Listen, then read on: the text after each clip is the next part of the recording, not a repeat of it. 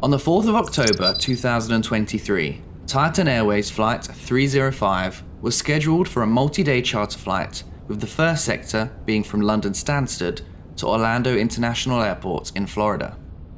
This leg was a positioning flight for other crews and employees, with 11 of the people on board being crew, consisting of 3 pilots, an engineer, and 6 cabin crew. There were a further 9 passengers on board who were employees of the tour operator or aircraft operating company. To keep things easy on the cabin crew and to assist with the weight and balance, albeit a minimal issue, the passengers were sat together in the middle of the aircraft just ahead of the overwing exits. The aircraft, manufactured in 2020, had previously been used for VIP flights on behalf of the British government, before being sent to Southend Airport on the 23rd of September 2023 for repair and overhaul, before returning to Titan Airways on the 2nd of October 2023. The day after being returned to Titan Airways and the day before this flight, the aircraft had been used for filming on the ground. This filming lasted for most of the day on the 3rd of October, but the aircraft was inspected and ready for its flight across the Atlantic Ocean. With this flight being more relaxed for the crew, as there were only 9 passengers, boarding was carried out with plenty of time to spare, and the flight crew requested start-up and pushback ahead of schedule. The flight crew were then informed the cabin was secure, and they were given clearance to taxi to the holding point at runway 22. For the flight, the weather was looking good. The wind was coming from 230 degrees at 10 knots. The visibility was more than 10 kilometers. Temperature was 16 degrees Celsius, or 61 degrees Fahrenheit, with the clouds broken at 3,000 feet. As they arrived at the holding point a few minutes ahead of schedule, they were promptly given clearance to take off from runway 22. They carried out their final pre-takeoff checks and lined up on the runway, before moving the thrust levers forward, starting their takeoff roll.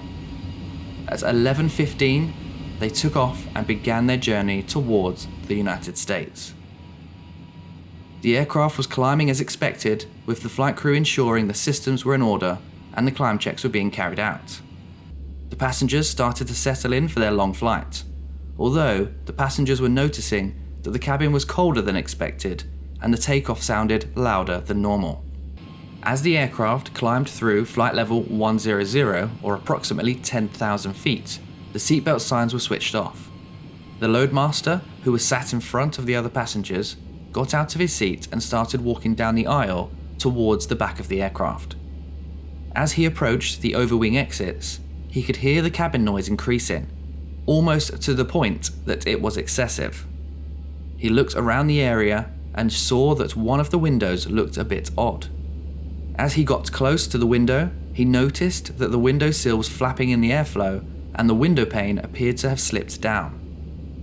Aircraft windows are made up of an inner pane and an outer pane and a seal. The panes are made from stretched acrylic and not glass, and the small hole that you see on the inner panel is a vent hole that lets the cabin pressure into the space between the inner and outer panes. Being this close to the window, the noise was loud enough to damage your hearing. As he saw that the window pane was not sealed, he knew that this potentially jeopardized the structural integrity of the aircraft, and immediately spoke with the cabin crew to inform them of the issue, and then went to the flight deck to inform the commander. What he didn't know was that the windows surrounding the one that he saw were also damaged, with at least one of them missing the outer window pane entirely, and it was only the inner panel that was remaining.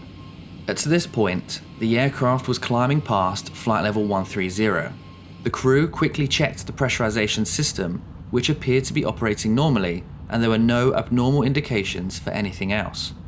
The reason that the pressurization system was important, with a weak point known on the aircraft, was that this could lead to a rapid or even explosive decompression if the window was to fail.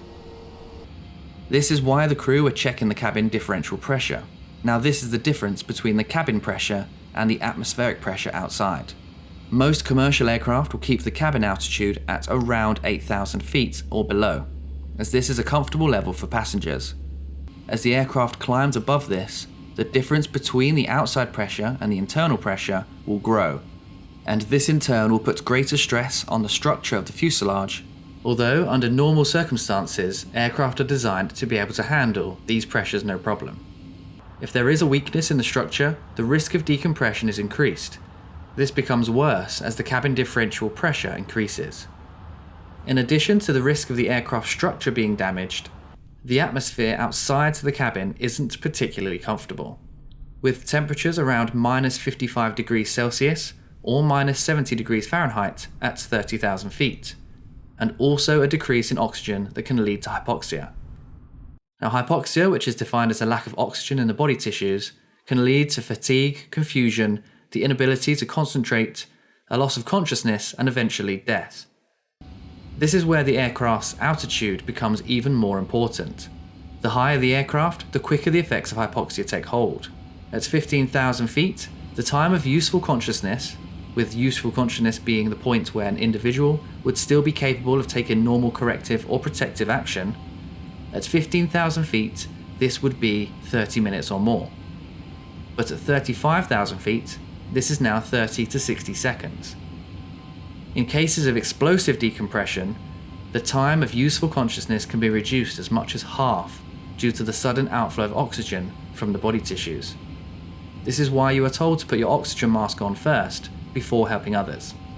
The crew quickly spoke with air traffic control and informed them that they would need to level at flight level 140 to check on an issue they were having. They leveled the aircraft and reduced the airspeed to try and reduce the forces acting on the fuselage. Now the engineer and third pilot got up and checked on the window. When they inspected the window, they both agreed that they would need to return to London Stansted and keep the cabin differential pressure to a minimum. Luckily for them, this was caught early, with the aircraft at a relatively low altitude of flight level 140. However, even at this altitude, if they were unable to keep the cabin pressurized due to a hole in the fuselage, the oxygen level outside would be 40% less than the oxygen at sea level. The cabin crew instructed all the passengers to remain seated and keep their seatbelts fastened. They then took the time to remind the passengers how to use the oxygen masks should they need to use them. The flight's crew informed air traffic control that they would need to descend and hold before returning to London Stansted.